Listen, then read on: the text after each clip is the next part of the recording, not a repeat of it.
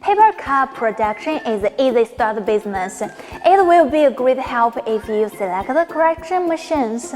Let's see the following videos.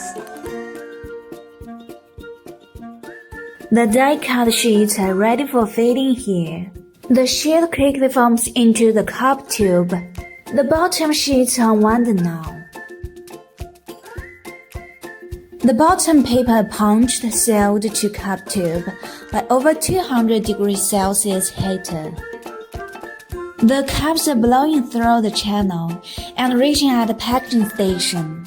The cups are counted and formed a bar according to the setting orders. The cup bars are waiting in queue for packaging. You can run 4 to 8 cups making machine with one packaging station.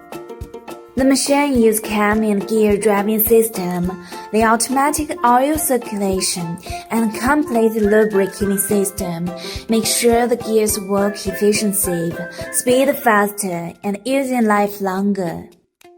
Electrical panel follows the CE standard. The electrical element is a high quality and famous brand.